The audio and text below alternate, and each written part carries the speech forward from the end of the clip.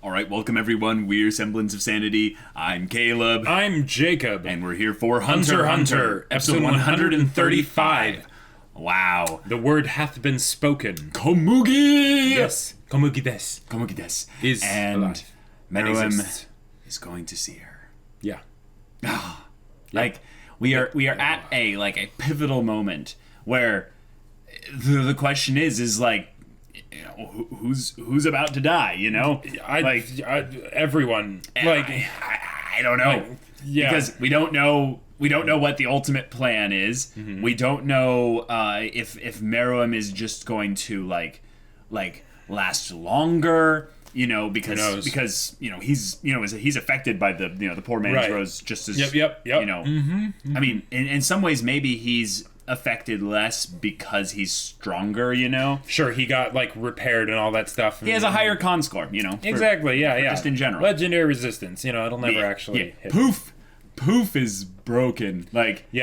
He has been rejected. Mm-hmm. He is done. Welfin has done his part. Yep. Mm-hmm. And now it's really just Palm and Brokalgo, you know, just waiting for the god to, you know, enter into their area and how he's going to decide what to do. Like, it's so crazy that we've put all the impetus of the plot on this one character who they're building up to die, but he's also coming into an environment where it could be the culmination of his arc in a way that sets him up to potentially kill everyone. So at least Gon and Killua are okay. Right. At least they're far away. I mean, Gon might not be okay ever again, but you know, they'll get some therapy. I mean, you know, this is just so crazy. So guys, we're done. Without further ado, let's get into this. All right, guys, we're gonna start the episode in 5, 4, 3, 2, 1, now. Whoa. I don't think we've ever started off an episode like that. With the HunterxHunter title on the front. Oh, yeah, good point. Oh. While you were sleeping. But he's just already there.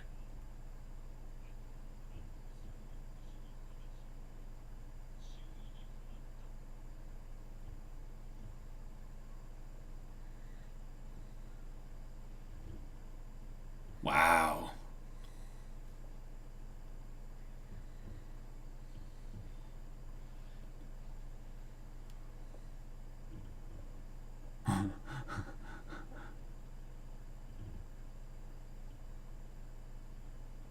Why are they hiding?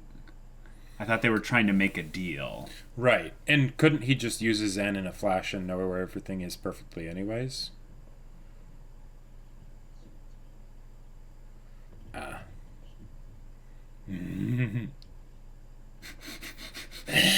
That is terrifying.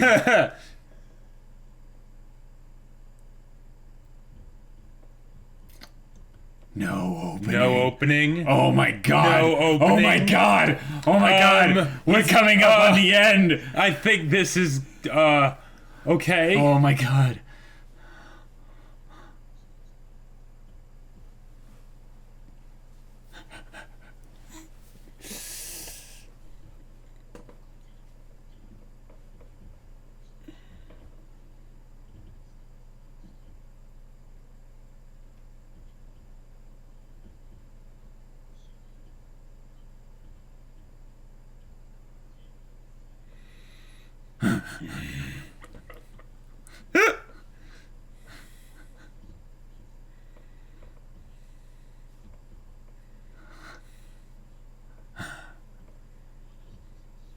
Whoa. Yeah. Yeah.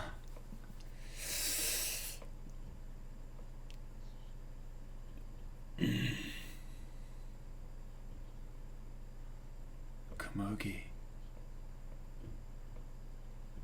Oh my god. Wow.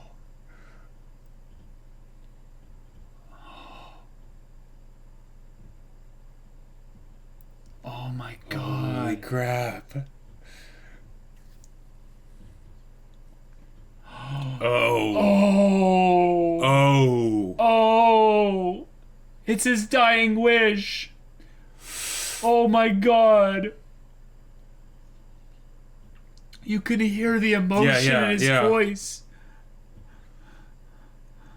Does he also know that it will kill Kamugi? I don't know.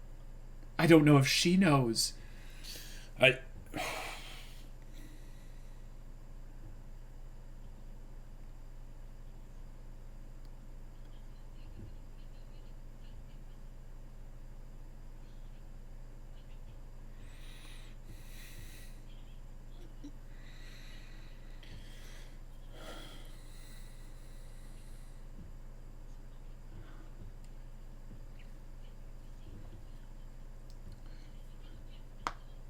Oh.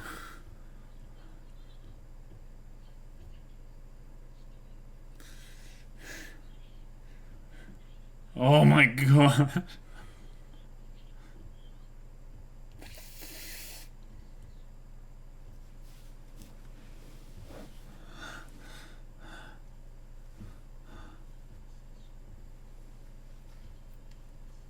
Wow.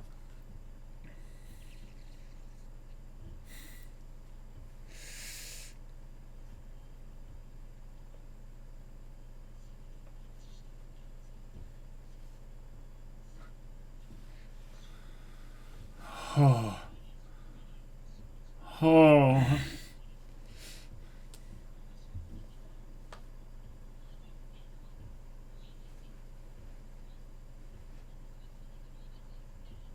Oh my god.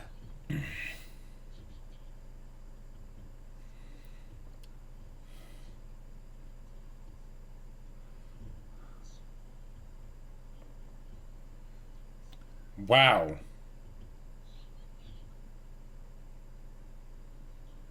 Wow. It's not that he couldn't physically. It's that who he is now could never do that. Oh my god. Oh. Wow. He's going to beg. Yeah. He's gonna get down on one knee.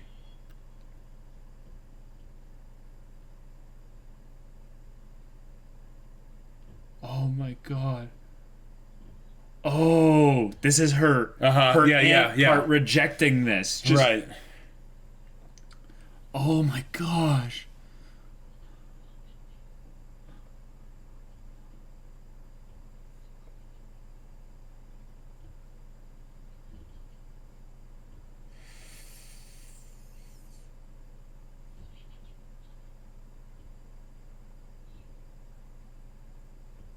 Okay.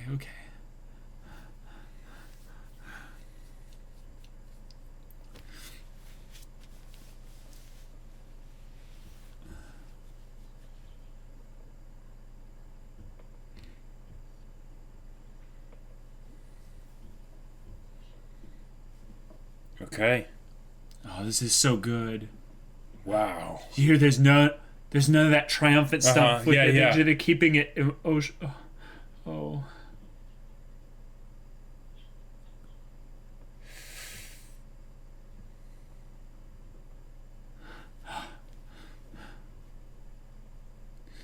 Wow.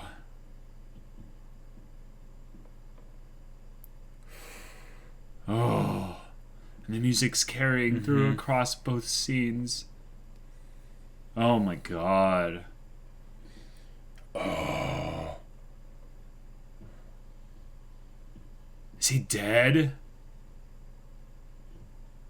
He's dead.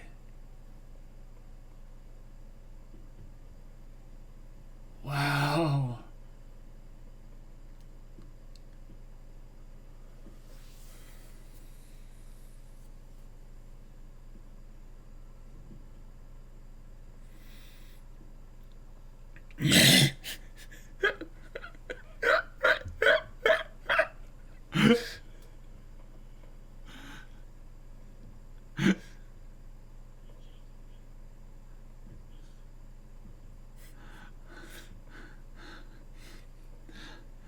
Okay, how are they gonna play this? How are they gonna play this? Oh no! No, we were right. No. Wait, well, no. This is just them surveying to see if the job's been done. Oh, it's the next day.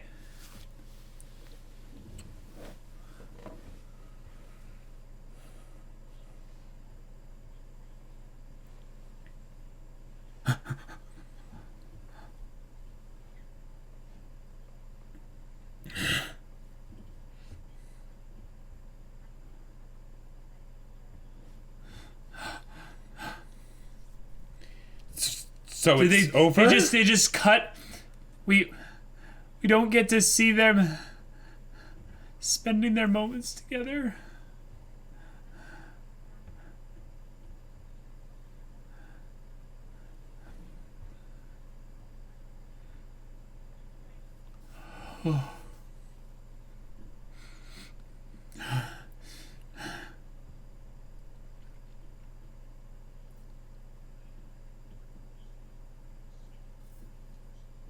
Well, hey.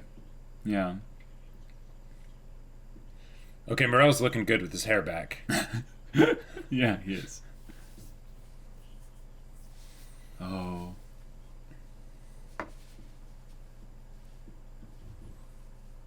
Oh, is she still watching? Yeah, I think so, yeah. Oh, this guy again. Yeah. Okay.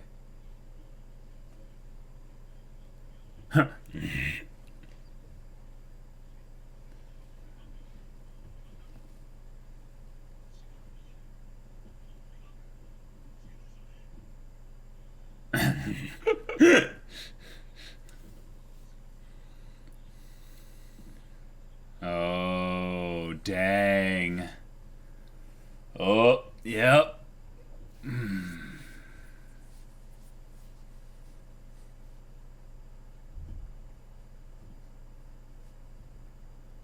Final message from Netero.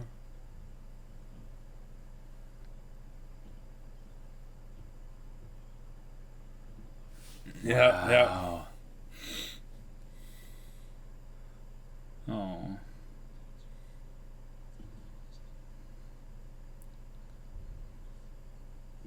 Dang. Holy crap. Oh.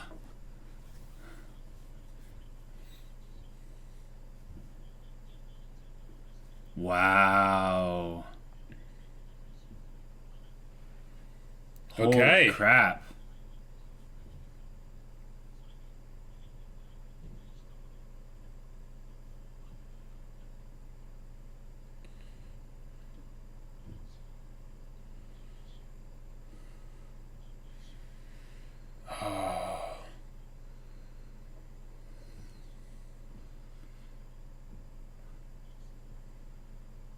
Whoa.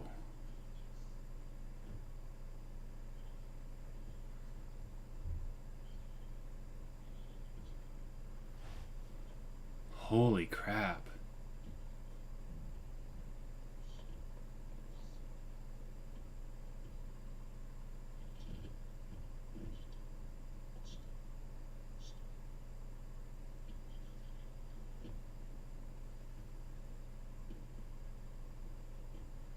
What? Whoa.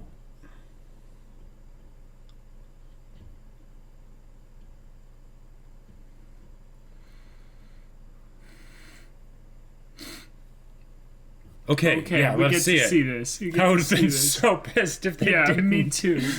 Me too. Okay, okay. Up and then to the right. Yeah.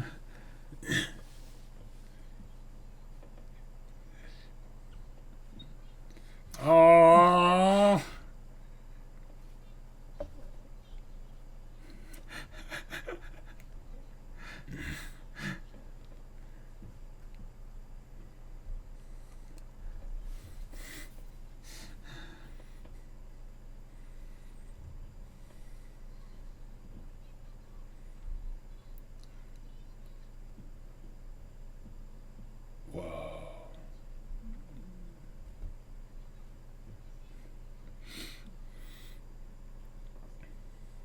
Oh, 'cause he's gonna deny Yeah, and yeah. eat them. Yeah, yeah.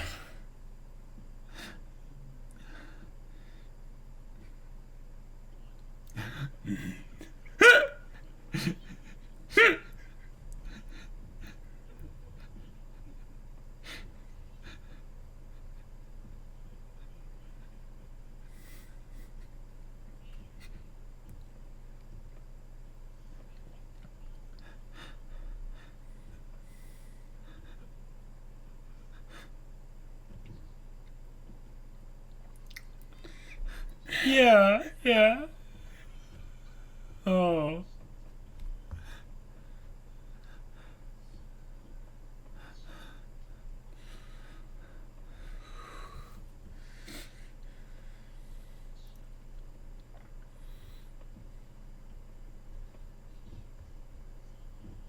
Yeah, Yep, I was waiting for that. Yeah, I was waiting for that too.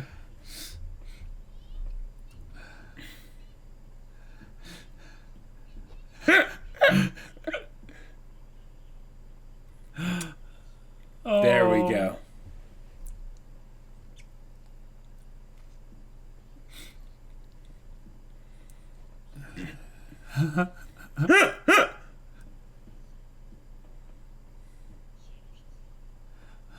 Oh, oh.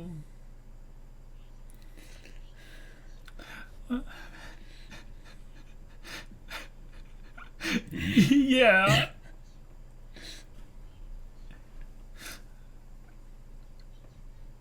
Yeah. Oh.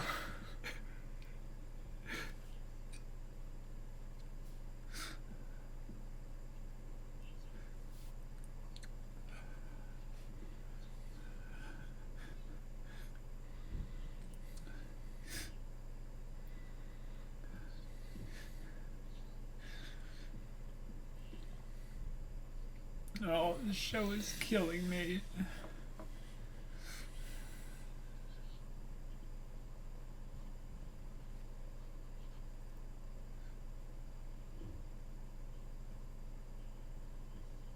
The moveset that she developed.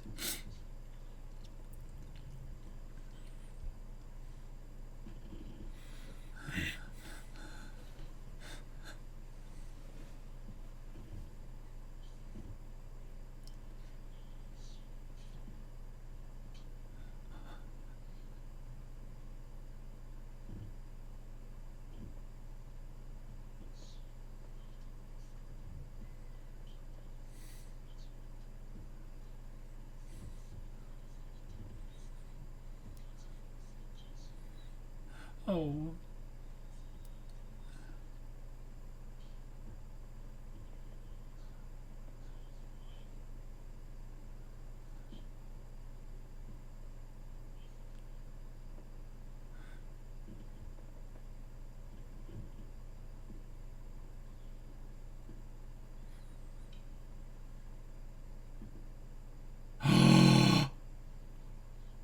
Nen?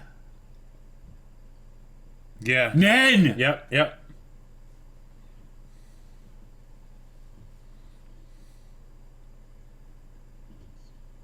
Or does she win?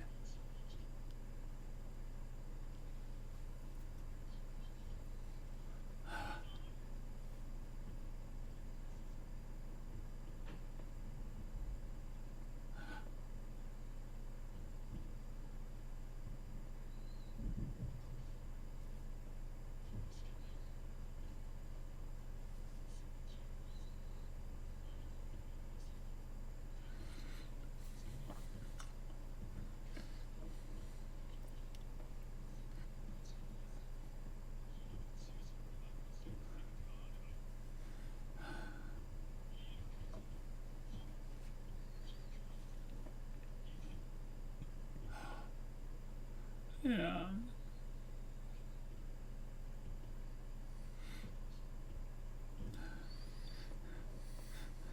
I knew something like this was coming.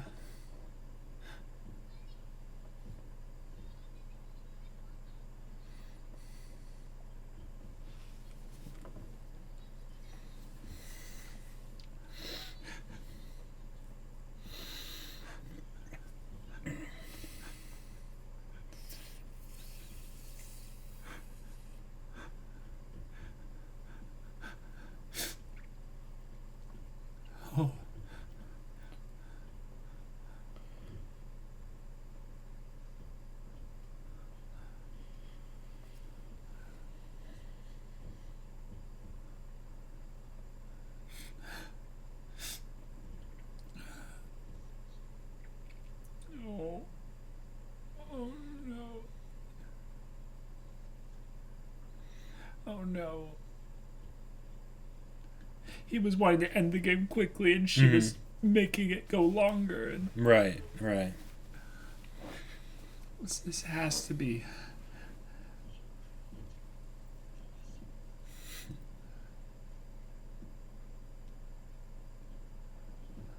Oh my god. Oh no. She doesn't care. Mm-hmm.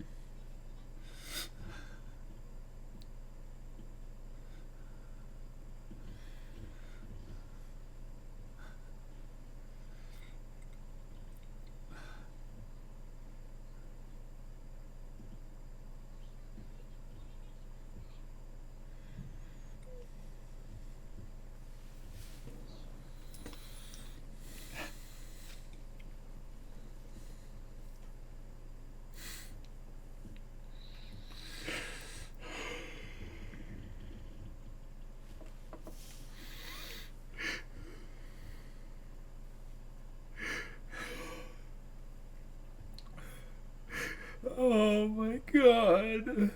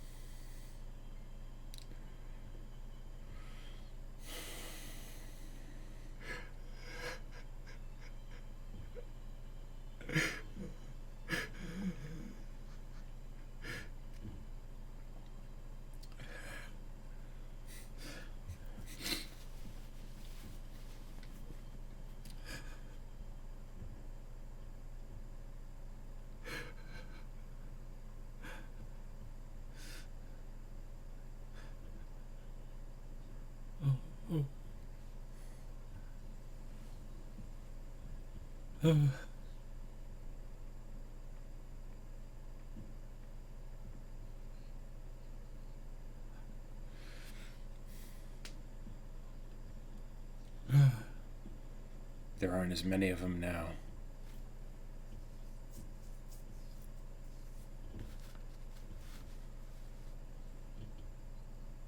Like there's barely any left.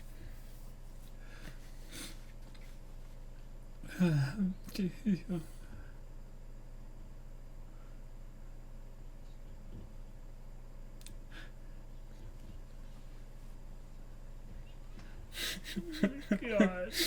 you can't do this.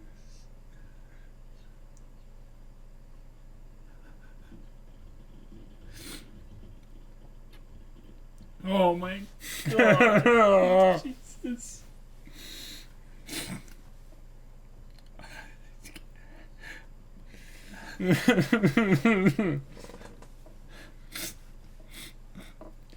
Oh.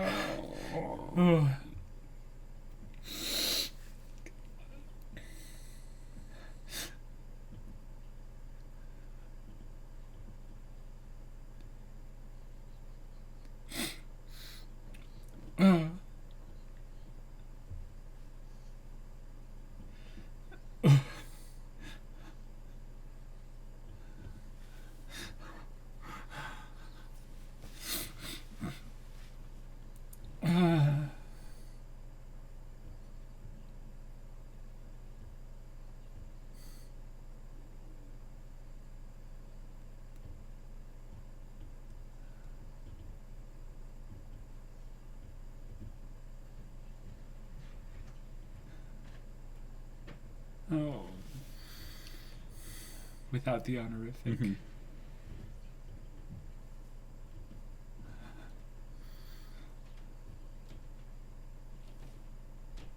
Oh.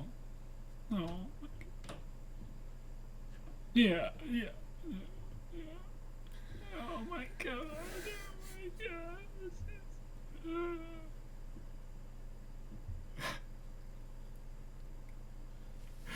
Shut up, you. Yeah, kid. shut up. Shut Yeah, up. yeah.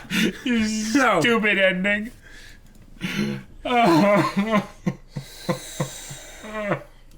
Okay, all right. We watched that, and it made sense that was what they were gonna do, and Yeah. it was beautiful. It was perfect, and then they decided to just put the knife in and twist and not stop for as long as they wanted. We didn't even have an ending really. No opening, no ending. Like when they didn't do the opening, we knew. That's when it's like, oh crap, Yeah. okay. And the thing is that like we've been kind of waiting for this. We kind of expected something like this, and now it's here, and it's so perfect. It's funny. Yeah. Go ahead, please. My biggest takeaway from this is I wish it hadn't happened so fast. I wish it hadn't happened so soon. But of course it's like, that's kind of the point. Wow. I don't think we saw a single one of the Chimera ants actually die, other than Neferpito. Actually watch them die? Yeah, like actually watching them die. Like we saw their dead bodies, but yeah. Poof is just he's just dead. Mm-hmm. He's just dead in the middle of all the people and stuff. It's just fitting. Yeah. Well, it was right after his rejection, essentially, by Meruem, and he died alone. Yeah, he died alone. Yeah. Yeah.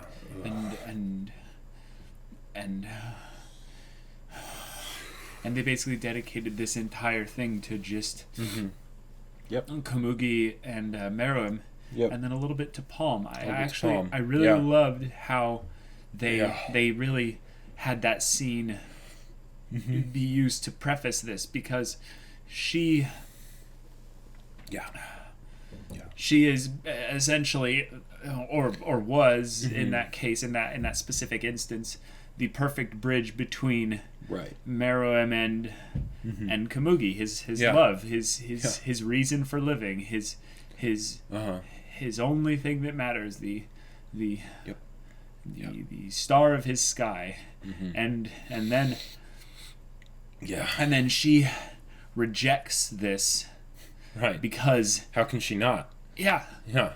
It's something that's so completely foreign to everything that she experiences and stuff, and then I think she began to cry towards the end, not just because of her Chimera ant side being like, no, you can't do this. You're like, it was involuntary. You're you. Like, you mean so much. You can't surrender. You can't die. And it was like she was in denial about that, or her Chimera ant side just wasn't accepting it, so that when she finally sees it, it's happening in real life. Does she then realize that she's actually keeping this very human Chimera ant from Komugi, like, and basically like regretting the basically the pain that she's putting Meruem through by doing this? Or is it just like, it's got to be a massive so conflict many things, of emotions and thoughts and because by Meruem doing this, he was essentially destroying her entire world, both worlds, because she's got a foot in each, because everything that they had been doing had been predicated on the evidence that Meruem was a monster that needed to be stopped. And here he is saying, no, I decided I'm gonna be a person. I'm gonna like, just in the same, like that whole thing of that bit at the end of the some people are are worse than others, or something like, or whatever it was they said. I can't quite remember. Just that a simple change of heart, that the whole love conquering all thing, and it shattered everything that she knew, everything that she depended on. Yeah. And it was what won the day over, the Chimera ants as well. Yeah. It was humanity. And in a lot of ways, this is a story about, despite, the problems with humanity, and not the concept of humanity, but actual physical incarnations of humanity, us as people. Instances of people. Yes, is that we are mere avatars of that which is humanity. We bear it. We each hold our own little light of it, and all it took was the weakest one of us to lay low, and lay low Meruem, and now the tragedy of that is that right now at the end of the story. And I think we had gone to appreciate Meruem long before this. But now we can recognize it. And I think that's the beauty of this episode, is that it's not just that we couldn't see it before, but it's that this episode is built entirely to show it, to show Meruem's humanity, to show that was what not only won him over, but like you said, he chose. Yeah. And it's something that in many other ways he chose this over and over and over again on his way to choosing this. And it's crazy to think about, but now that we're here at the end and Meruem is passed and Komugi is dead as well. Like is there any other way it could have ended?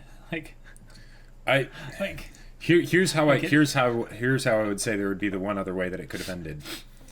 We could have taken this, and in my mind, they actually could have twisted the knife more. Okay. They could have made it so that there were like made the whole thing of like him getting to Komugi be like an episode, and then have literally an entire episode of just them being together again. The part when Meruem opened up the crate that she was sleeping in, and she was just like night 351 or something. Just like, that was just great. But then he says, "Wake up, Komugi. It's time to play." Well, yeah, he commanded her. He's like, "Wake up, Komugi." Like it wasn't a request. That was like commanding presence and. I just got to give credit to the voice actor. Oh yeah. Both. Well, I'm speaking of Meruem first, specifically for being able to communicate the emotion behind I would say the stoic nature of Meruem's character, and then Komugi for having this unflinchingly, I don't know, just this I would say almost this pillar of strength in her voice, despite it being like so, like when she's like, hi, yes, I'm here. Yeah. And there was such peace about it too. So it almost seemed like she was his anchor to this world. Right, exactly. And she was keeping him here, and then of course he has to die first. I'm very happy that it happened that way though. Like, oh man, if it had been something where because of his Chimera ant nature and because he's the king and all that stuff, died around the same time, or no, she died first. That would have been, But wasn't the point of the poison was that it was like once they die, or like, okay, maybe I'm wrong. I don't know. I think it was just being around them enough, and then. Gotcha. Yeah, there was something about it that delays the contagious aspect enough that they give the time to get to an area where they can spread. But and in a lot of ways, the fact that they are ripped away from their humane ending, from their happily ever after by the acts of humanity. It's the ultimate contradiction. We can't say with certainty that the actions of humans, like the hunters and stuff, were like the right thing to do. Yeah. We can't say they were the right or the wrong thing to do. Right, exactly. Because in their situation, Netero's like, okay, there's a problem. And Chimera ants were a problem. No one could have foreseen Kamugi. Not Meruem, not Netero, not anybody, right? Yeah. So the fact that... So they do the thing that, is the natural response. Okay, right. We are faced with extinction, so let's extinct them first, right? Yep. And they do, but then it's it's the whole thing of like, would you go back in time and kill Hitler, right? Because it's like, well, what if there was a chance that, that Hitler could choose something else, right? I see what you're saying. Another way to look at it is that the hunters came into this situation having already decided to essentially throw away their humanity for the sake of humanity. Right. And in even the moments, and I believe it was Netero who said something like right before they were about to fight, when Netero came and basically sat down in front of him, Netero gave something like, I need to steel myself. I need to make sure that I'm not swayed. Yep. It's those moments where you go back and you go, oh my God, they were so close. Yep. They almost found a way, because can you imagine a world where Meruem lived? Oh, yeah. And was a being with empathy and had a desire to, not dominate or control other people with his power, but just be. And yes, his royal guard, who knows, maybe they needed to die. Maybe Meruem would have needed to go and stop them, and at the very least give them the choice. Right. But the thing is that, like you said, no one could have predicted Kamugi. Yeah. No one did. Even Poof, who literally saw this all happening right in front of him. Yeah. He didn't fully understand it until it was way too late. And that's too late in the negative sense of things. Yeah. But now we have this beautiful story, this beautiful tragic story of people that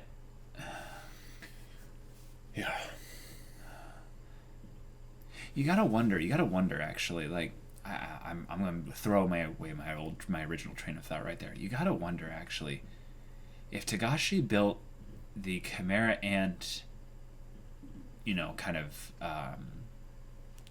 stuff about them. He built the Chimera Ants with the intention specifically of having them become human, but having them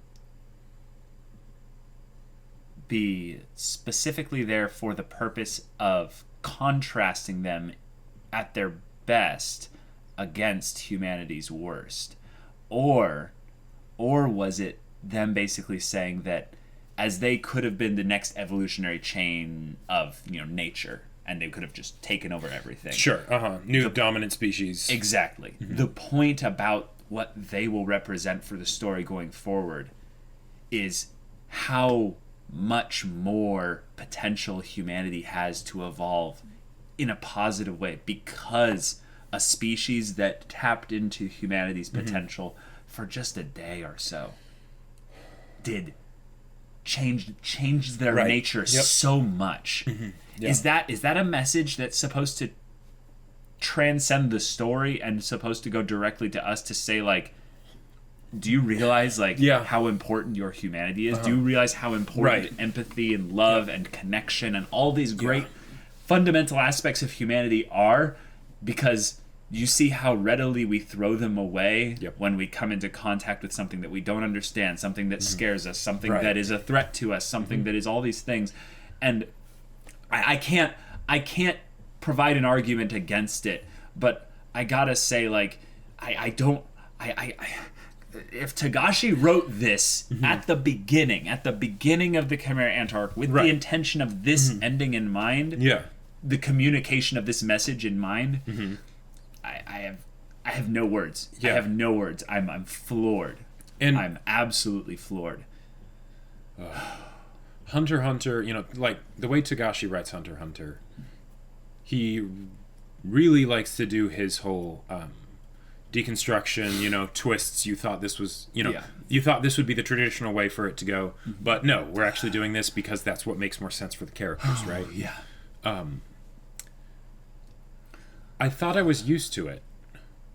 Yeah. I thought I was used to it because, we'd seen all the different times that they set up something and then they do something else, right? And you expect one thing, you get another, right?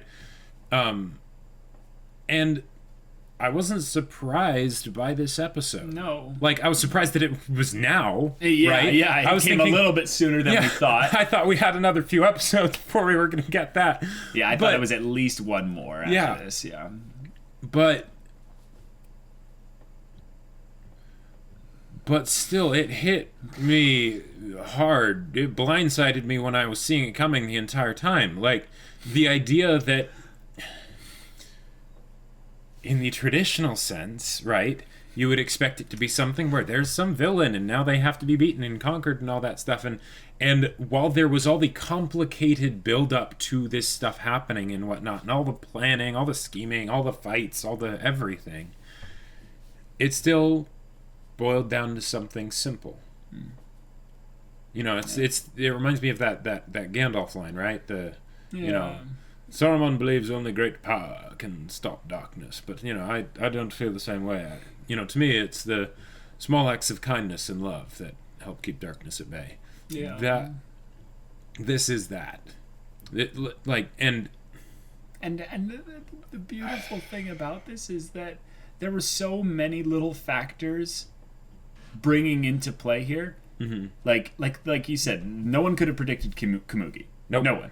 Nope. But the thing is it wasn't just Komugi. Like, you realize, like, this is how interwoven everything is, all the way down to Pokele the Hunter. He was the first human with Nen consumed, right? Yep. By the queen, given in their little meatballs and stuff. Yeah. Because of that, because a human was consumed, that started the ball rolling.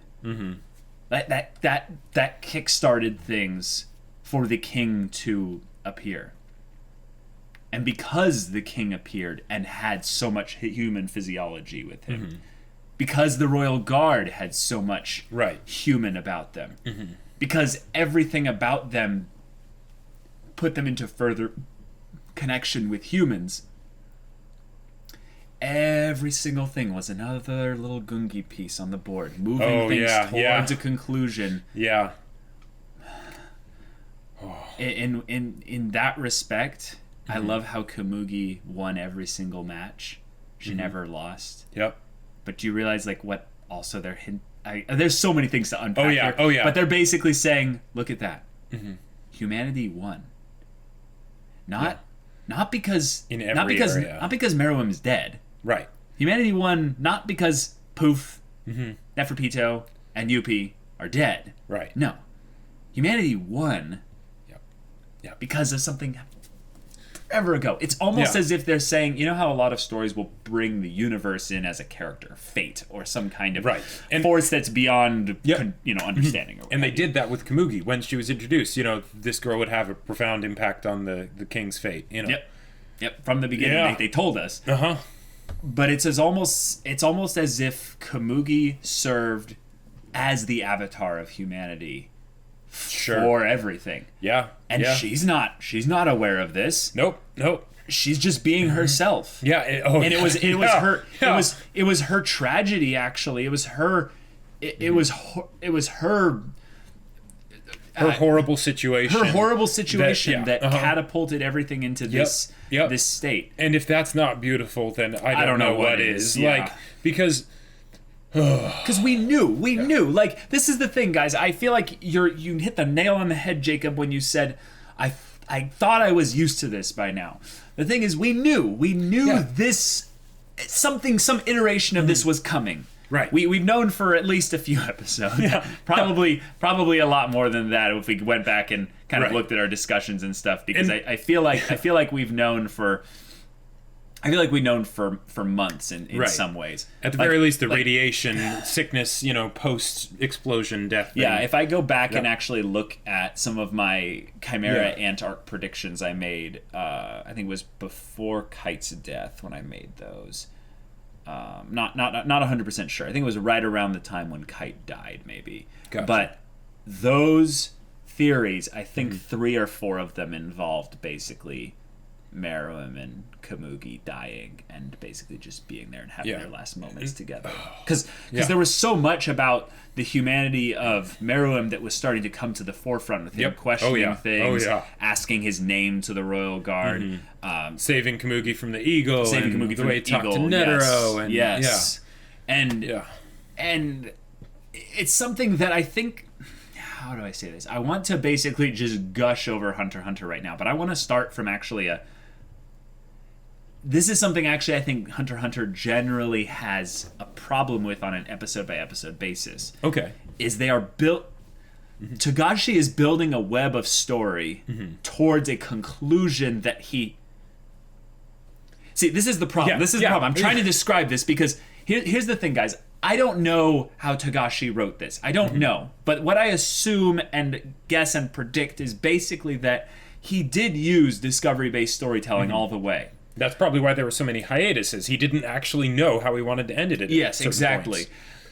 But the thing is that I think he knew why he wanted to tell this story all the way through. Yeah. And that's the thing that's important, is that you go back and I think you look at like specific moments and you realize that it all ties in some way to the ending. Now, what he probably had to do was, as he was coming up to say like that Welfin bit or some of those other things, he's like, okay, I have so many variables in play, and I need to make sure that all of them are at least moving in the same direction so that we can have an ending. Otherwise, everything's going to be out all over the place, and I can't finish it. Yeah. And in some ways, it's okay to have certain things like Gon and Killua not resolved at this point, because he's resolving character arcs, not an overall plot. Yeah. And he's writing characters, not an overall plot. That's the thing I think that is actually blowing my mind right now, is that I think if I realize that on some level he might have even wrote Komugi and Meruem's story, okay, I'm sorry, I'm stuttering over my words and I'm having issues here, but I really feel like unless he can see the future or something, he wrote Meruem and Komugi's story. He wrote their story, nothing else in his mind. Went out into the future, abandoned all the other stories, wrote them, and then he wrote around them. Sure. And he wrote... I can totally see that. Now, this is me trying to rationalize and in some ways dumb down his writing so that I can actually kind of grasp how he did it without retconning or any kind of anything like that to, basically applying past context that kind of just fits into the overall thing. So it's either that or no, he is actually that good and this was all planned and he just had to take very slow, methodical time, which I think you were saying, like, yes, there have been a lot of hiatuses in Hunter x Hunter's manga, specifically around this arc. I believe it. I would 100% would get stonewalled, like, so many times trying to do this, and then this guy is obviously like way better of a writer, so I can't even when I think about Hunter x Hunter as a whole in this arc, there's a part of me that basically I want to call it perfect and I don't want to call it perfect. And because there are things where I think it could have, been done better, kind of, in a way. Totally. But there's a part of me that is also like, those are actually the proof in the pudding that this is one of the greatest stories out there. Because it was actually written and... basically the idiosyncrasies, the all those little things that kind of made for complications in the story perspective, not from the characters, but from the story, right? Right. The fact that we haven't seen another story like this, right, is not just because people couldn't write it, but because a lot of the times when people would think about a story like this, they would say that's bad storytelling in a way, right? Because it doesn't follow the traditional beats and things like that. So there's little parts where things there might feel like there was empty space or whatever. But the very fact that those things are in there, the very fact that those are in there, and that it's discovery-based storytelling, it makes it so that there's no doubt in my mind that these characters are real people, right? And while I might wish that they had done things differently, like shown, Yuppie's final moments or Poof's final moments, or shown more with Meruem and Komugi, or whatever, right? There's this undeniable sense in my mind that none of this should be changed. Yeah. And it's weird because I understand. Because from like a practical standpoint, when I analyze like details, I'll look at details and say, I don't think this detail should be in here. But when I look from like bird's eye view of the thing as a whole, I can't imagine changing it. I also think that on rewatch, Jacob, maybe specifically within like I would say about 50% of the overall arc, especially the second half of the arc, the post-Queen segment, when Meruem is born. We'll look at the actual character of Meruem and we'll see a very methodical, step-by-step development of a character, and we'll look at that story. That's why I feel like that the Chimera Ant arc isn't actually worthy of being called the Chimera Ant arc. What it should be called is the Meruem arc. And that only starts halfway through. Yeah, and so the first half should be called basically the Chimera Ant arc. The Chimera Ant arc, yes. Right. And then this is the Meruem arc, because okay. So I think my brain is like all the emotion is getting compartmentalized. Thank you to my like relatively imbalanced brain. Oh man. Okay. So what I'm seeing here are basically threads of character arcs being written. Yeah. And oh man, I almost had it. I feel like I'm like literally like trying to like meld with the brain of a god right embrace here. eternity. It's hurting. It doesn't feel right. Like Meruem was written to communicate the duality of humanity. Sure. Yeah. Komugi was written to introduce basically how little it takes to move an individual in between the duality of humanity. Right. Now, what I'm gonna try to go like full like crack theory here. Gon was not written for this arc. Like I don't believe that Gon's development from the beginning of the show was meant specifically for this. Yeah, he had that planned probably long before, and this was just the arc where it would come to fruition. Right. What I think that is important here is that Gon specifically is the one that they use to showcase how the small buildup of little actions, the small accrual, if you will, of little inconsistencies, of little pricks, little thorns, like little wedges pushed into an individual, is what takes them to darkness, essentially. Now, here's the thing. I think what Togashi is trying to put in here is actually about the strength of humanity. Now, do you note the contradiction here? For Gon, it took a massive story. It took a grand, overarching, huge plot with death, craziness, abandonment, friendships, all this conflict and craziness tied into the capitulation of a tragic storyline climax, I would say. It's not the end of Gon's story, but it is an end of Gon's chapter. Like it is a change in Gon. It's irreparable, and it's done. Gon will still come back, right?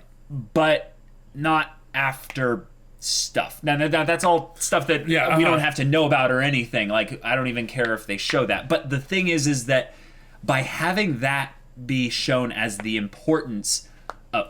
Okay, I'm not making sense again. Come on, Caleb.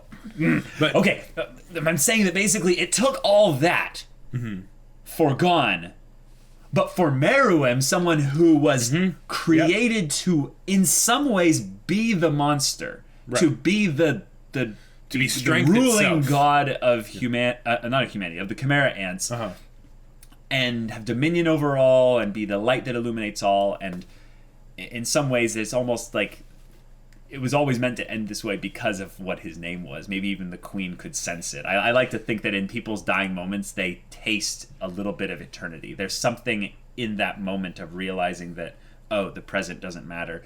But anyways, I'm not going to go into that. I think it took less. It took a smaller force. It took a smaller wedge to move Meruem from the monster side to humanity.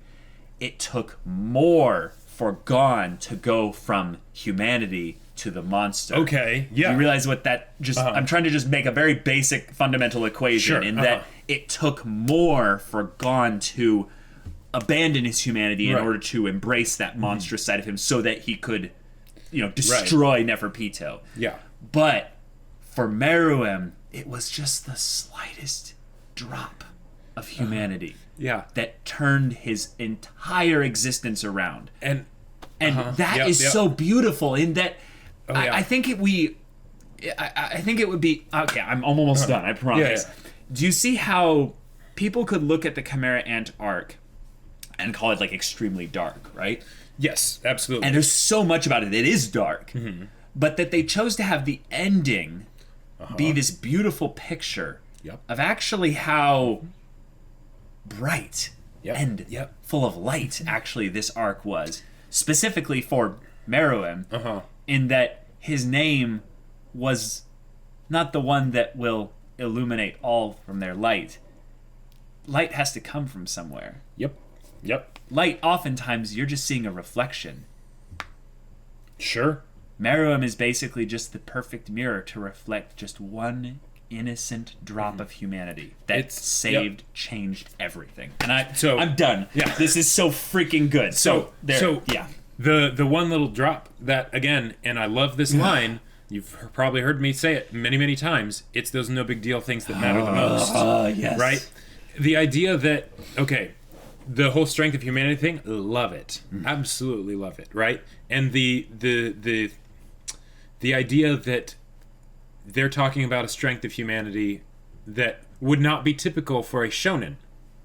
Sure. That's not, like... It's not resolve. Yeah, exactly. They're talking about something completely different.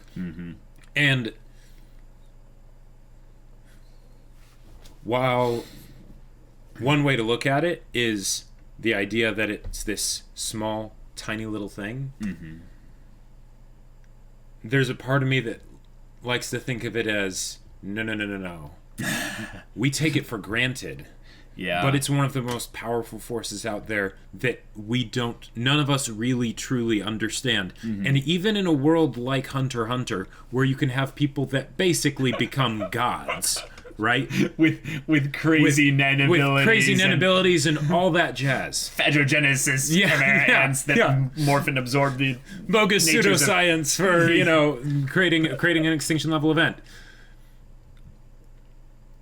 That's still nothing compared to the strength of love, of the human heart, of the ability to love, like basically, and the, like, it makes me think of, like, say, it makes me think of Full Metal Alchemist with the whole idea of equivalent exchange, right? Sure. And the part where they basically are, they witness the lady giving birth, right? And Ed and Al basically just remark on, wow, this is something that happens all the time, right? That is just natural, and yet it's something that we, with all our incredible power, could not fabricate, could not control, could not create on our own. It is outside of our dominion.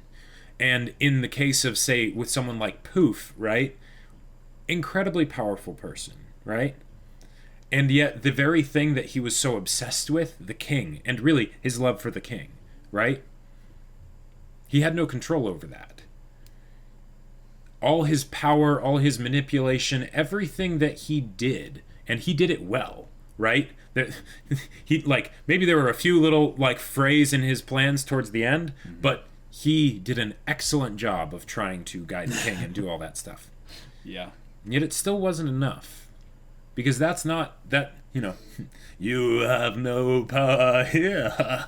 Like, and then the fact that, like, okay, the fact that we didn't see him actually die. Like, with Yuppie, I was a little bit like, oh, we didn't see him die, okay. With Poof, I still wish I had seen him die. We kind of wanted an envy end with him. Right, exactly. Like, Full Metal Alchemist Brotherhood envy, like... Even if it wasn't Meruem that killed him, even if it was just watching him, like, actually come to pieces and realize this is the end, right? Yeah. But the fact that they didn't, I feel like Poof is the main one that gets so much more added to it by us not seeing his death. Because with Meruem and Komugi, even though we didn't actually see Meruem die because it was dark, and I loved the whole imagery with the fireflies, you know, growing dimmer and fewer and all that stuff. Yeah. We were there. We were there. I was worried when they went to Palm and she was like, it's done. And I'm like, no, you can't do that. Like, you can't just say that these characters died together. Yeah. Like, I was so emotionally distraught that I was like, you know what? Hunter x Hunter is not that stupid to just skip that. So it's okay. They'll come back. Right, They'll come back exactly. But the fact that they saved it for the end of the episode was perfect, right? Yeah. But with Poof, the fact that we just see him dead, alone. Yeah. He had crawled a little bit. Right? Amidst his handiwork. Yep. Right? The pitiful humans that he looked down on, that he saw as being weak and inconsequential, they're still there, standing there, you know, drooling, right? Oh, yeah. Right? But the idea that all happened while, you know, a mere human is with the king. A mere human has defeated the king. The king that he worshipped, the king that he thought was insurmountable. Right? And here he is, alone, with no one there, no one even to know that he died. That, I mean, I still would have loved to see Meruem and Poof sitting back to back as they're coughing up blood in their final moments, you know? But this is so much better. Oh, this is good. Yeah. And then going to everything with Meruem and Komugi, and the fact that, like, they did the credits, right? The credits was amazing, and all the showing all the times with Komugi and all that stuff, and the presentation of all of it. It wasn't just that they showed it; it was that they used lighting, they used all these different ways, these things that you can really only do in anime. Like, you can try and do it in live action, but you can't be as overt about it. And they used all of that to show just how these no big deal things matter the most. The idea, and Meruem's probably realizing this in his final moments. I think they brought that up, of how the smaller, more honest soul.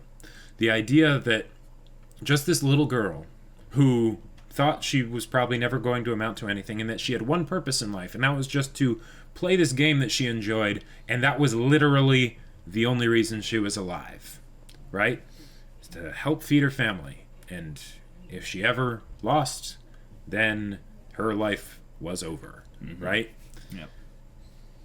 And that she was not expecting this. She was not trying to connect with Meruem, right? It was not something where she perceived like, oh, this is someone in need of help. This is someone who has never known love or anything like that. And Meruem certainly wasn't expecting it or wanting it. Yeah. But it's something, it surprised them. It blindsided them. It completely bowled them over as they're just doing life. They have their own plans and everything, and then suddenly, surprise, right?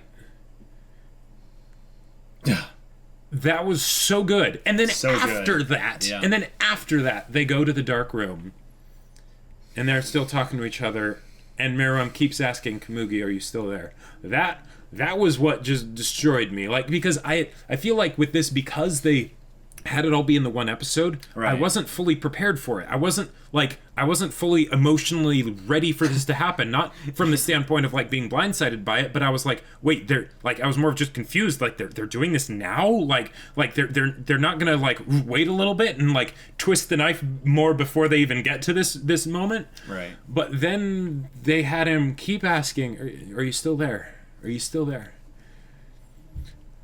Yeah. Yeah. It's at that moment basically where I think you realize how much the love was mutual. Mm-hmm. And when Komugi starts crying and saying, "Am I allowed to be this happy? Like, is it even okay that I, can, experience this much joy?" Essentially, and she's just bawling. That was below the belt. That was definitely below the belt. Yeah, like, thanks a lot, show. Yeah. Then, you look at Meruem and he's so confused and scared. He's just like, "What's wrong? Why are you crying? Like, what's happening?" Yeah. So completely not caring about his own his own life or anything. He's just like, "Wait, did I ruin this final moment? No. Yeah. What did I do? How can I what's going on? What's going on?" And he tells her because he's basically saying like, "Wow, I'm about to steal all of her happiness." He tells her like, that I'm you can't be here long. You can't be here because I'm contagious and it's gonna happen. And she's just like, "That's okay. It's okay." It's like she realized that she's like, I think I was born for this moment. Yeah. It's moments like that where I think actually I have to be right about Togashi saying that this story is about Komugi being unwittingly the avatar of humanity's purpose in this. Right. Yep. And that the hunters are doing all that they know. They're not tapped into some divine or extra perception, extra they're just whatever like flow everyone else of humanity and what it is. Yeah, they're just doing the best that they can, and just as much as the Chimerians are, they're just doing the best that they can.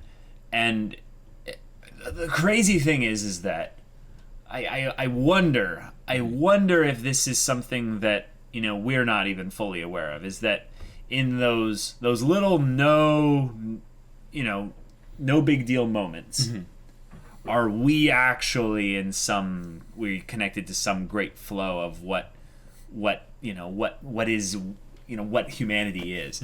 And I really feel like there's something there for all of us. It's a bit weird and metaphysical and transcendent, but I do feel like Komugi is the most important character in all of HunterxHunter, not because she changed Meruem, but because I believe she's a representation of how, like you said, we take so much for granted our humanity and what it is and what it means. Right. And I feel like it's very easy to. Absolutely. It's not that we should feel shame for doing that. Or even that, this is why humanity is screwed. Because we're not like Komugi. It's like, no, you don't get it. There's millions of Komugis out there. And you never know who they are. You never know who they are. They don't have white hair and, and have godlike abilities to play a Go chess hybrid board game, Yeah, it's just that you don't ever know until after the fact. Until you're in that moment and you're like, oh my God, you changed my life. And because we all have influence over other people's lives in different ways and fashions and facets. By just doing by life. Being, right? One person's actions, the sincere kindness and love of an individual can change the world. Even if it's not something that's born out of some great sense of kindness or whatever. Right. This is, you might not know you're doing it. Yeah. I think the main important thing is that with Komugi, she was a person that cared. This is important. Is that like Jacob and I will get like really hyped when we have a protagonist that cares deeply.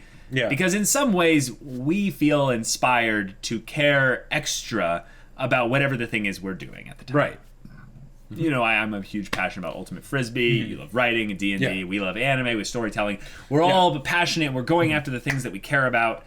But the thing is that when it comes to like the day-to-day, daily, you know, whatever stuff, it doesn't seem to have any great meaning. You can get all into the philosophy about how it really all is actually meaningless, or you know, it's just, you know, it's just something that is a drop in the ocean, and it ripples out, sure, but it doesn't really do anything. And I really have to wonder.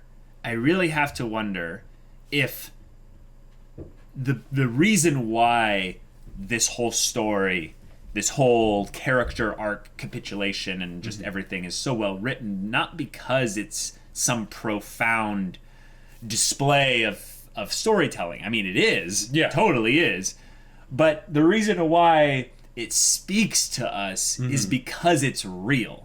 Like, Right. it's something actually taken out of the human experience and put into an entertainment medium for Right. us to kind of just sit and ponder and go, Yeah. wait a minute. Wait a minute. And not just that. Yeah. Like there's that, but the fact that they're doing it in HunterxHunter is the thing.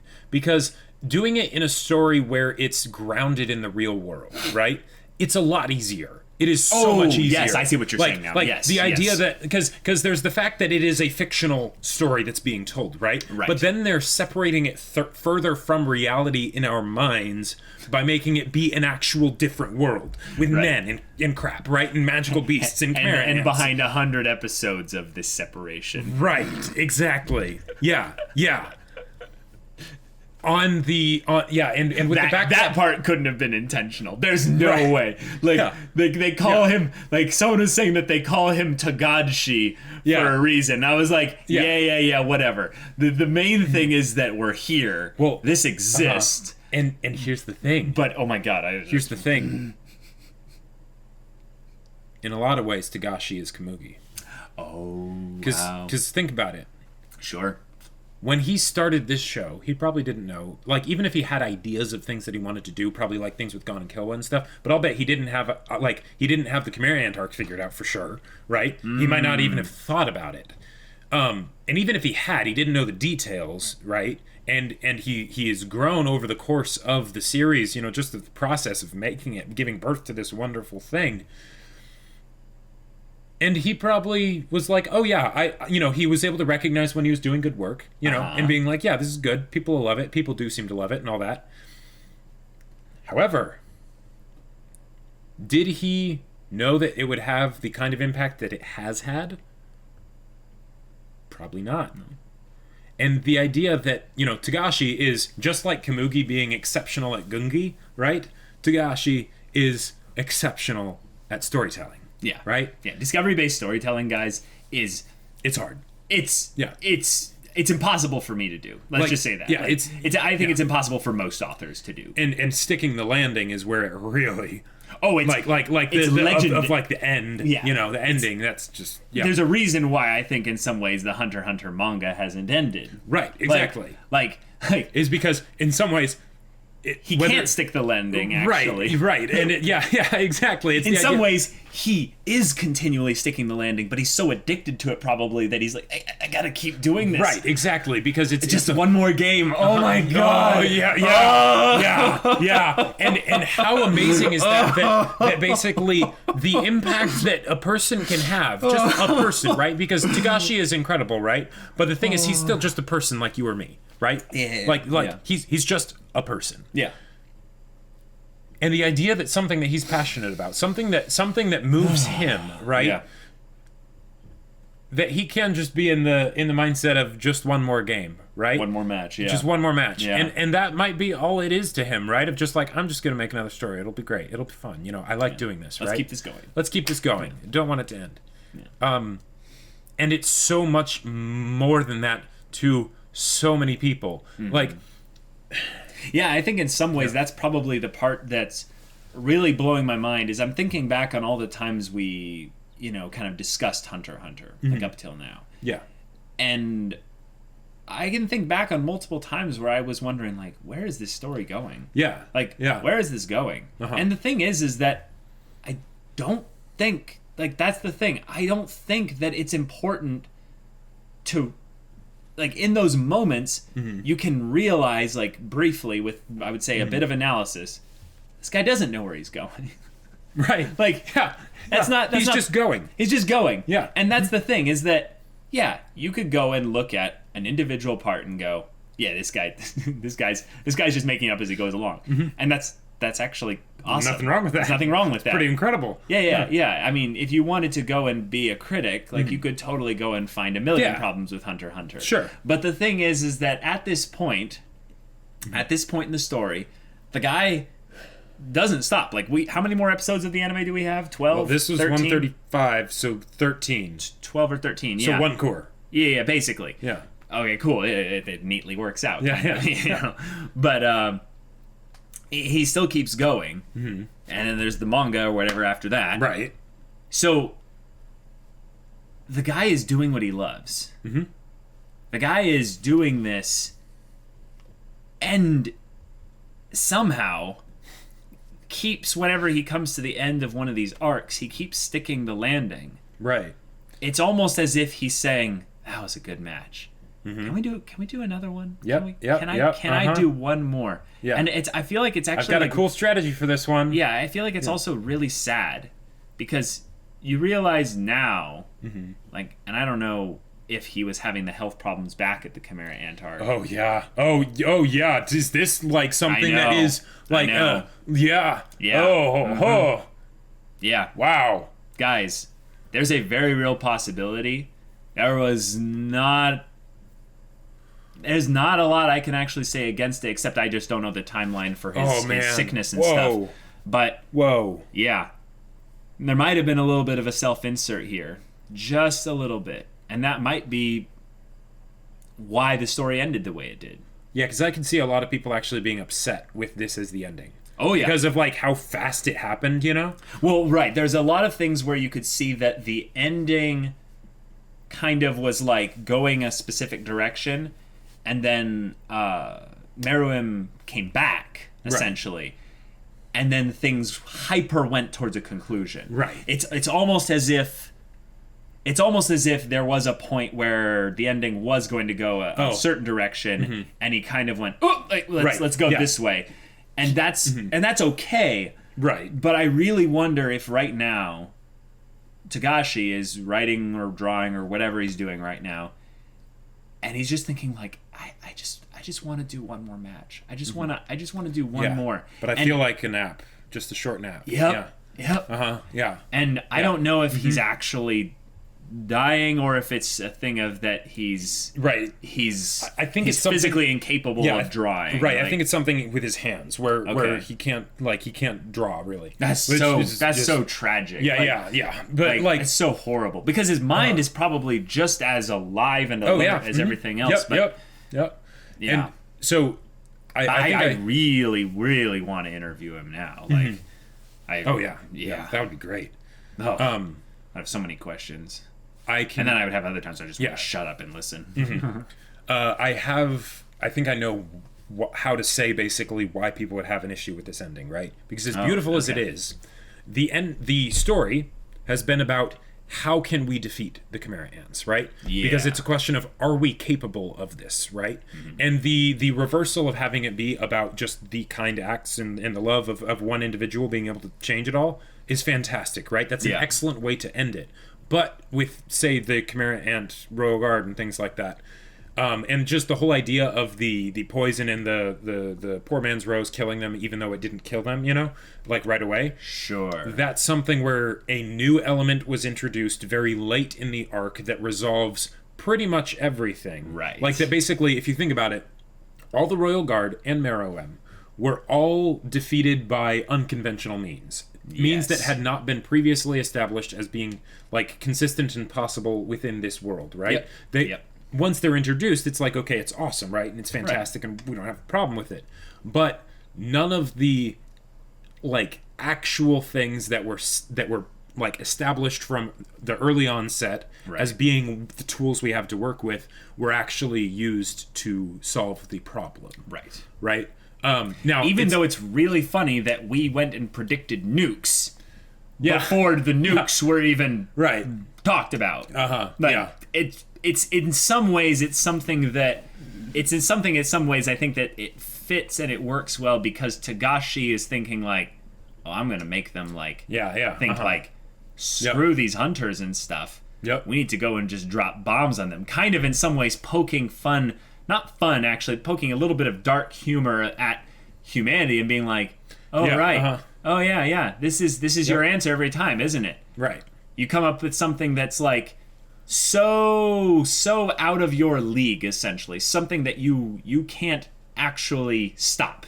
Like you, in all of your strength and all of your designs and your weapons or whatever, you can't actually stop this. And I think that's probably the point of having Meruem live throughout it, is that it did defeat Meruem. It did kill him. The bomb worked. But then love brought him back. Love brought him back. Yes. But love was what had beaten him before the bomb. Like the bomb was just was just in some ways it shows our lack of foresight as a species. Right. We can't predict the future. We can't know what's the best choice. And sometimes in our fear, in our ignorance, we do things without thinking about the consequences. And sometimes we do things and measure the consequences against each other and basically choose what we assume to be the lesser of two evils. Okay. And that's something that I think might be not necessarily our failing as a species, but just showing how limited we are when we operate out of fear. Yeah. And it's something that maybe we're not supposed to try and predict how things are going to go. Because when we do that, we think that we have to cover for all these potential horrible things. When in the end, it kind of resolves itself because of the nature of humanity. I don't know. It's something. It's something that's really interesting. It might be more for the philosophers and stuff, or the really like good discussion people, because like the thing about like having this thing of the nature of humanity having both the duality, both the potential for good and evil, being showcased in the characters in the story and all this and stuff is great.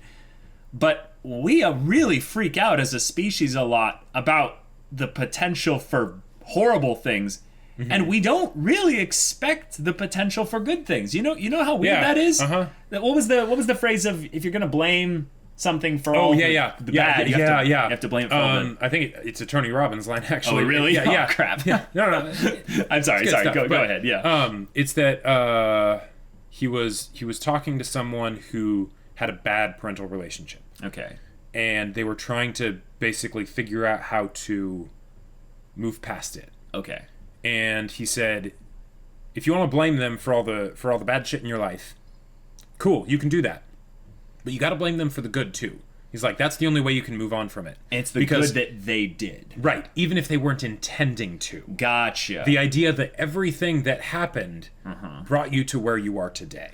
Gotcha. So then in this application here, if we're going to blame humanity for the horrible things that led to this conclusion, we have to make sure we also give them the credit or the blame, if you will, for all the good things that led to this conclusion. Yeah, exactly. Because they dropped the bombs and they were also Kamugi. Yeah. Yeah. God, that's just so good. Like, it's so good. I talk a lot, and we talk a lot about endings, right? Yes, we talk a lot about how the ending is paramount, and it's a quote from Glass Reflections. Yeah. Fantastic YouTuber, go check him out. But specifically how I would say stories like HunterxHunter, it's generally about the journey. It's not about the ending. Right. In a lot of ways, because the arcs are so compartmentalized, not really. I mean... But in some ways... they are. Right. That... There's lots of little endings, but they're endings for characters. Right. And it's not really endings for the show, the story, right. the overall story. I think that this might be something that, again, for the philosophers and stuff, but we think often about how final and how important and how crazy the consequences of our actions could be in the immediate sense. Yeah. And it shows a lack of faith in humanity. It shows basically a sense of urgency that if we don't act now, everything changes and everything will go horribly. It's something that I feel like it's almost like something that is in our nature. We kind of have to, because it shows how much we care. Sure. But on the other side of things, it also shows how little we've learned from just history. Yeah, like we think so highly of ourselves that we can actually like screw things up so badly that it will all be over. World keeps on spinning, time keeps on moving. Well, and Kamugis keep coming from the strangest of places. Like this is probably, I think, the most beautiful part about this story is that Kamugi wasn't a part of the mission. Nope. Kamugi wasn't even a part of anything. And yet she shifted everything. It's the reason why Tolkien, when he made Lord of the Rings, he didn't just have elves and dwarves and humans and orcs. He also had hobbits. Right? The representation of the everyman, the ability for the people that are not inherently, you wouldn't just look at them and assume that they are great. Right? And yet you bow to no one, right? It's the reason. Sorry, I've just got to interject this here. It's the reason why Aragorn wasn't the main character. Yes, exactly. It's the reason why, in a lot of ways, a lot of fantasy stuff nowadays has been taking the Aragorns and putting them out of context and being like, oh yeah, I am the lost heir of an ancient, forgotten race, and I am burdened with destiny. And that sounds a great like story. Sure it is, yes, but it is not actually and not actually really a good message for humanity. There's heart that's missing to it, right? That's ripping off the wrong thing. The actual human spirit in a lot of ways. Exactly, because there are people like that. There are people like that. That totally happens, right? That character, the Aragorn type character, those exist. The one in a million. Exactly. The one in a million exists for a reason in storytelling, right? Chosen one. I'm sorry, I had to do it. But it's like when you see, say, for instance, another movie in a long series that should have ended with the first one, right? And they and they keep the giant robots or the pirates or the whatever, right? They keep that thing that practically, right, from a literal sense, from a quantifiable sense, made their story unique, right? Whatever's usually in the title. But that's not what makes people love your story, right? And that's usually what's missed. And I feel like that's what this amazing deconstruction was. And even though and it's so beautiful even in its simplicity that even though we saw it coming, we were not prepared. We have been used so far, I would say, to incredibly ambitious storytelling from Hunter x Hunter with well-executed high moments. But I would say for the most part, just kind of staying above average on the execution level of things. If you look at the entire show as a whole. Sure, but then because it's so ambitious, it's the whole you attempt a 10 out of 10 type thing, so even if you only get a 7.5 out of 10, that's we saw what you were aiming for. Yeah, we saw what you were aiming for. That's a total of 17.5, and then that averages to like almost 9, right? Yeah. Like it's that whole Olympics thing, however they do that for like the stuff. Right. But, but in this moment, this was the culmination of Hunter x Hunter's desire to make an ambitious story and simply execute upon it. And they did it. They did it. Yeah. This is it. I say in some ways, this is the biggest problem and the greatest strength of Hunter x Hunter is that it took this long because they decided to have this story this way, to get to these amazing moments, in order to do that, we had to go on a journey. Right. We had to go on a journey. Yep. And the thing is that I think all us young authors out there, I'm speaking to any of you that have a desire to write, because Jacob and I both have a desire to write. Some of us are actually writing, because it takes effort and work and stuff. But I think all of us who like to write fiction would love to come close to writing something like this. Yeah. The thing is that it's beautiful in our heads, right? It's beautiful. It looks so amazing. Right. Nothing is wrong with it. Uh-huh. You try and actually, like, do it. You try and actually, like, put in that effort to make it work and stuff. Yeah. It's a whole nother story. Yeah. Lord of the Rings, stuff like that doesn't come around often. That was a very smart person's entire dedicated life's work. Right? And, yeah. And this is basically that in anime. I would say that the thing is why this is crazy, because I know people are going to ask me this. They say, like, Caleb, is HunterxHunter your favorite anime of all time? No. And that's the thing, is that I am a subjective human being with tastes that are not empirically the best. I just like certain things. And the crazy thing is that I can't help but acknowledge the objective value of this from my subjective viewpoint and stuff, and not, just gush about it. So I love what has been done with this show, and yet I can't, I don't know, that's all I got to say about that. I don't know. I like to think about stories the same way I might think about a significant other. Oh, okay, yeah. We fall in love with stories, right? Yep. And the first love is always very special, right? We always remember the first love, right? Yeah. And in our heads, right? Yeah, exactly. In our heads, right? It is a beautiful picture, and it doesn't really matter who the person is that we fell in love with, but we fell in love with them, right? Yeah. And we can try and explain to someone else why we love this person. Right?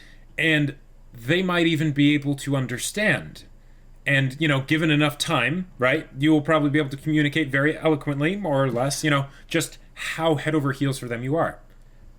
That won't necessarily make them fall in love with that person. Right. Because they're a different person. Yep. Right? But they can still, they'll still recognize the love, right? Because that's something that can't be denied. Yeah. And with something like this, right? Was HunterxHunter our first story, right? No, like Avatar: The Last Airbender, that's sort of our first love, right? That we, I mean, not really our first love. We've seen other stories before then, but that's why I said Star Wars. Yeah, mine. Oh, right, yeah. Oh, yeah, that's right. Yeah, I fell instantly in Star love Wars. with Star Wars. Yeah. I was 6 years old when I watched New Hope for the first time, and it changed my life. Yeah, and the thing is, it can have that profound impact on people, right? And even with Star Wars movies, they're not perfect. They've got warts and everything, and that's one of the most amazing things about love.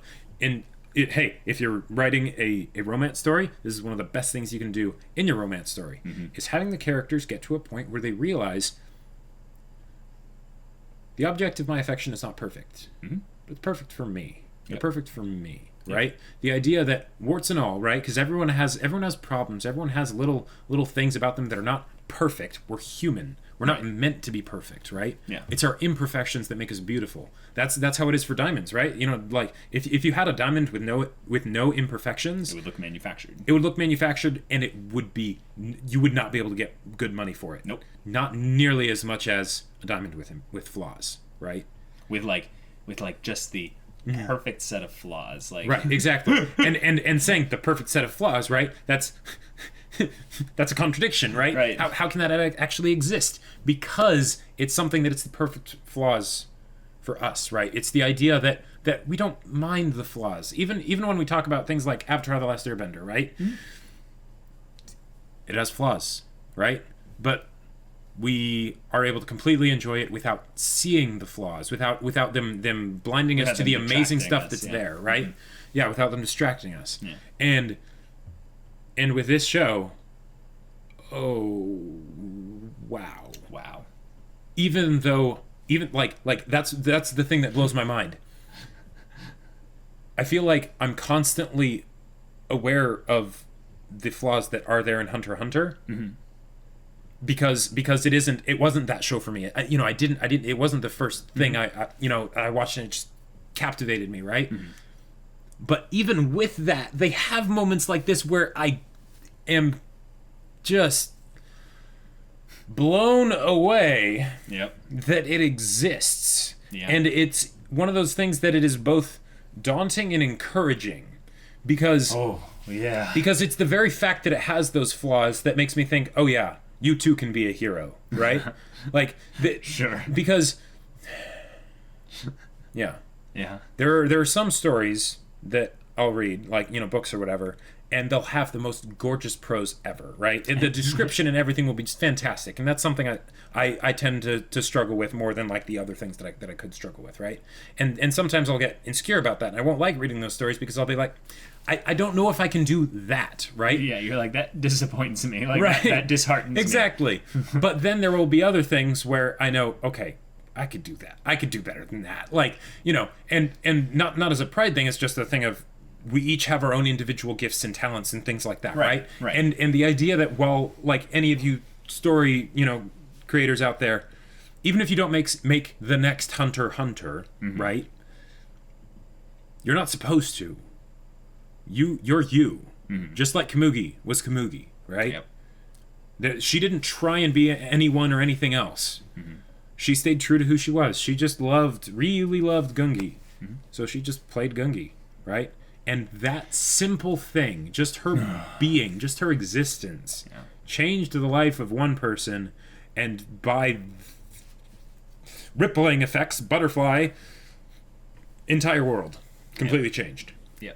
It's kind of crazy because I'm really excited to have the post Chimera Ant arc kind of just let's breathe, Mm-hmm. And they kind of hinted a little bit at what's going to be coming up next story wise. Yeah. A little mm-hmm. bit. There's some kind of faction with the vice chairman that said that there's going to be, some repercussions to the hunters that went on this mission. Mm-hmm. They might be questioned and stuff. Yeah, because some Chimera Ants are still alive. Hopefully.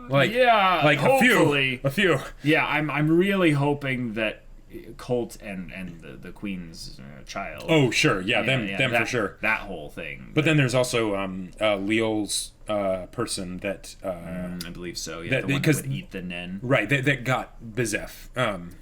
Right. Because they raided the treasury or something. Or we don't know. We didn't see them actually succeed. Yeah, we don't know all of that. So there's going to be some things there. But where we're at right now, mm-hmm.